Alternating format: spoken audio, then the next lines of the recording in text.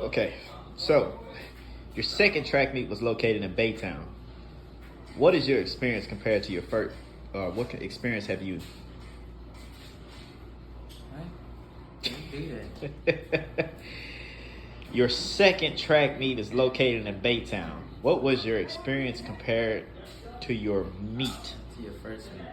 It's To a your typo. first meet. Yeah, okay. That's why it sounded like that. All right. Compared to my first meet.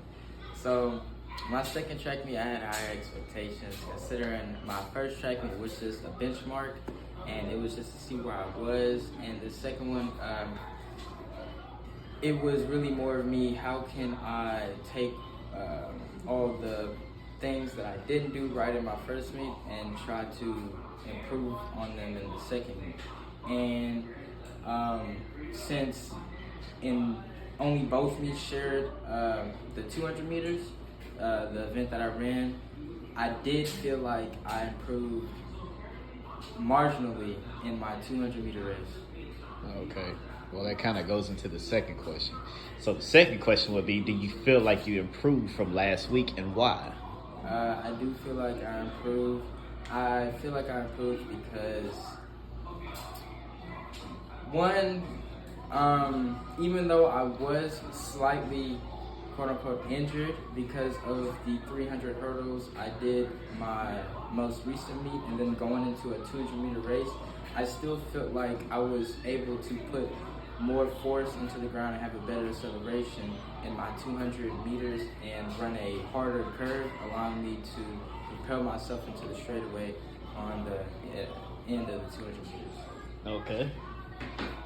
So I guess the third question would be, is it important for your parents being at your track meets? When they are there, I'd rather them be there than not there. If I have someone rooting for me, it allows me to push myself to even greater heights than if none of my parents were there. And showing out, huh? That's what it is. Alright, let me see. So what is the highest place? What is the highest you placed in an event this summer and why? The highest I've placed in this event this summer has been third place, which again was at my most recent meet in the 200-meter race.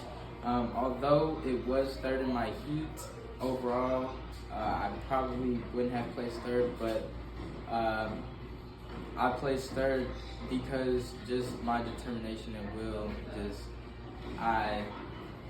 Every race I attend, I want to do better than I did the previous race.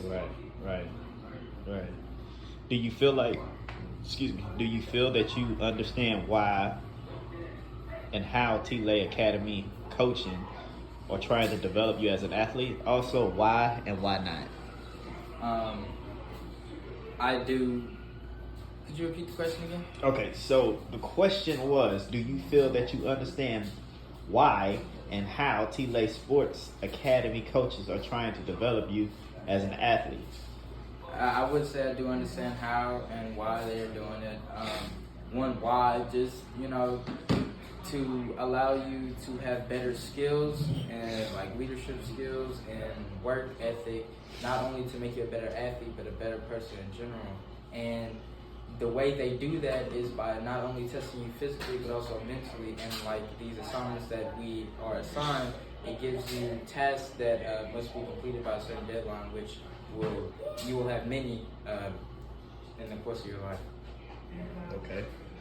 So I guess number 6 would be, do you feel it's important to be on time for your events? Why or why not? I do feel like it is very important to be on time, even better to be early. It allows you to make last minute preparations depending if there's an emergency with one of your teammates or if you may have forgotten something and you need to have a substitute for like either going to the store or something.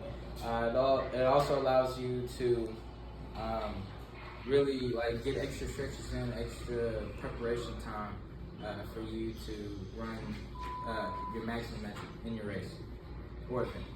That's very important, man, being on time. It shows your character if you're dedicated or not. So I'm very firm on that. I'm a firm believer on that. So on a scale from 1 to 10, and being 10 the highest, on how much, how important is it that you be disciplined and follow instructions? Is in your thoughts. Why or why not? On a scale from 1 to 10, 10 being the highest, how important is being disciplined and following instructions? 10 is being disciplined is always, very important, and it's key to getting to where you want to be in anything. If you aren't 100% disciplined or even trying to be disciplined, then you won't get to where you want to be on your end goal and the end game. You have to do whatever a coach tells you to do and how to do it. You have to understand that there's a method to that, Understand that coach is trying to instill something in you. Not only that you, towards your goal that you're progressing at, but also he's planting the seed. And basically you're watering it every day, or he's watering it every day. Or everybody that you come in contact with is watering it every day. And this is something that's important, once you get out there in the real world. You know what I'm saying? So you make these things now, the more easier it is in life for you to push harder for things that you want. Simply because you have the discipline and the knowledge to understand what he's trying to tell you. You have to do everything coach says. If you don't, then you won't get to where he wants you, and you won't get to where you want. Okay, why do you feel the coaches give you the video assignments or get on you in practice? Why do you feel the coaches give you video assignments or get on you in practice? Like I said in the previous question, these video assignments, it's necessary to get you, if you aren't very comfortable with speaking, it's to get you comfortable with speaking and to get you to be able to formulate answers to either complex questions or just maybe off-the-wall questions. That's why, there's a variety of questions that he asks you. Because you're going to be interviewed, especially if you have big goals for yourself and you get to that spot that you want to be in, you're going to get interviewed. It's only to build comfortability and build comfortability with uncomfortability. Now, getting on us in practice, that only means that he sees something that we're not doing right. And when he says something about it, it's so that we can do it right, so we can become a better athlete and person in general. Whether it's our form while running or our behavior during practice or socializing with other team members when we're not supposed to, or the way we socialize with them.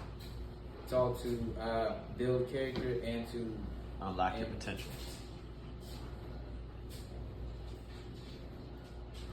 Yes. Yeah. Do you believe everyone should help set up and clean up after track meets? I do believe they should. This is a very good question because I catch myself having to clean up majority of the messes whenever track practice is over, because people will leave as soon as it's over, or obviously little kids that may not have as much etiquette, but that leaves the responsibility to the older kids to help clean up, but some also don't have that etiquette, and I feel like this program would help instill that etiquette into them.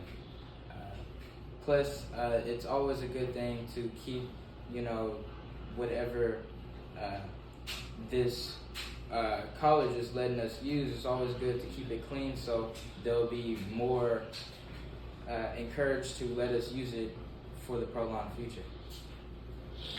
Another reason is, if somebody lets you use something, clean it up. It's only, the right thing to do, So, and the final question, what are some things you feel that you can do better or more to help make your trap club team better? More things I could do. I can keep in contact with more of my team members, trying to make sure that every not just people that are close to me, but my entire team is on track and making sure they are doing what is said to be done.